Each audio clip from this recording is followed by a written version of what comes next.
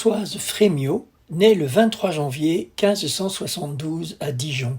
Son père Bénigne est le président du Parlement du duché de Bourgogne.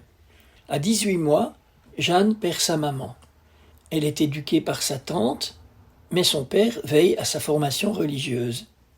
Voici comment on décrit Jeanne, jeune fille avant son mariage.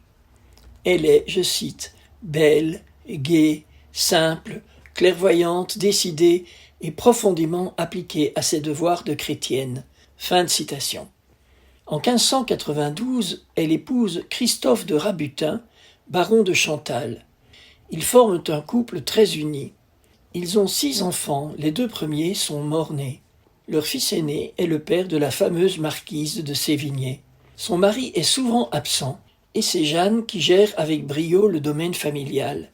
Ses dons de gestionnaire lui seront très utiles lorsqu'elle aura à suivre le développement de la congrégation de la Visitation. Leur dernier enfant, la petite Charlotte, naît en 1601. En cette même année, Christophe meurt dans un accident de chasse. Il est tué involontairement par son cousin. Jeanne se retrouve veuve avec 3 enfants en bas âge et un nourrisson. Ses enfants la sauvent du désespoir. Elle se consacre à leur éducation et au service des pauvres. Elle va mettre 5 années à pardonner à l'assassin de son mari, malgré son grand désir de vie spirituelle. Elle y sera aidée par le directeur spirituel qu'elle va adopter après sa rencontre providentielle. En effet, en 1604, le père de Jeanne l'invite à Dijon pour les conférences de Carême. C'est à cette occasion que Jeanne rencontre François de Sales, l'évêque de Genève en résidence à Annecy, qui prêche la retraite de Carême à Dijon. Il devient son directeur spirituel et ils vont s'échanger des lettres pendant 18 ans. Cette correspondance est un des joyaux de la littérature spirituelle de l'Église. Elle est aussi le témoin d'une amitié exceptionnelle entre 2 saints qui se soutiennent mutuellement dans leur cheminement de sainteté.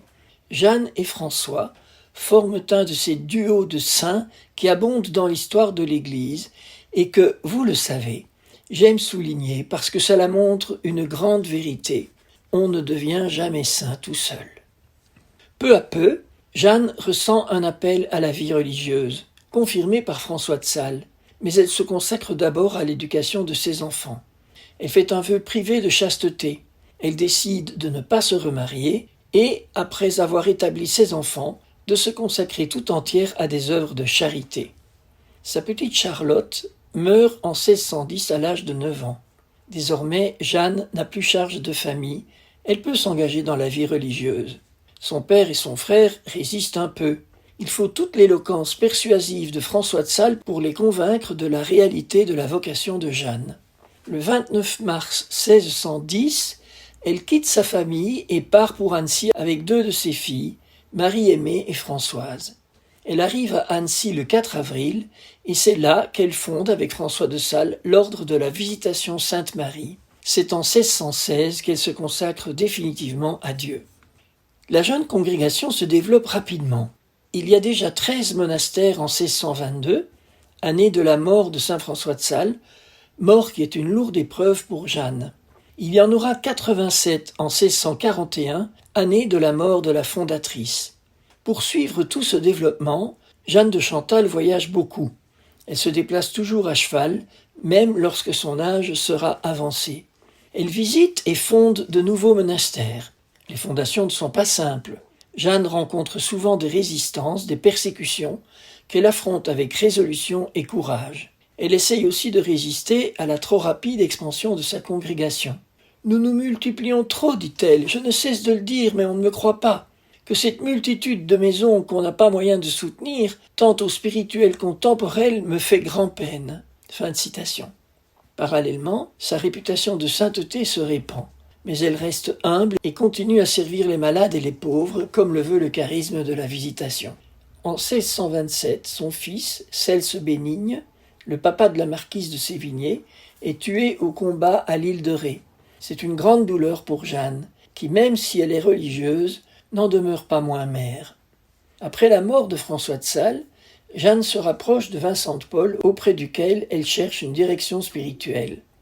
Avec sa croissance spirituelle, Jeanne connaît de plus en plus d'épreuves intérieures, des tentations fortes auxquelles elle résiste de son mieux. Elle doit aussi se battre pour que le charisme fondateur de la Visitation soit préservé, selon les vœux de saint François de Sales. Elle est même obligée de s'opposer pour cela à M. Vincent. Jouissant d'une immense notoriété, elle est invitée à la cour peu avant sa mort pour rencontrer la reine Anne d'Autriche et le dauphin, le futur Louis XIV. Anne d'Autriche lui envoie une litière pour la chercher à Moulins où elle visite le monastère. En rentrant de cette visite, Jeanne de Chantal est épuisée. Elle meurt à Moulins le 13 décembre 1641. Elle est canonisée le 16 juillet 1767 et est fêtée désormais le 12 août. Le procès a été retardé parce que Jeanne de Chantal a été suspectée de sympathie pour le jansénisme, étant donné ses liens avec Angélique Arnauld, supérieure de Port-Royal, et l'abbé de Saint-Cyran. Mais elle a été lavée de tout soupçon, et n'oublions pas que c'est dans un monastère qu'elle a fondé que Jésus a révélé son cœur plein d'amour comme une réponse à l'hérésie du jansénisme. Sainte Jeanne de Chantal est une sainte qui regroupe beaucoup de vocations particulières, épouse, mère, veuve, puis religieuse. Dans chacune de ces vocations, elle a été un modèle de sainteté. Même comme religieuse, elle n'a jamais cessé d'être une mère attentive et aimante. Nous pouvons donc aussi la prier pour nos familles, pour nos époux, nos enfants. Elle a gardé un cœur d'épouse et de mère au ciel.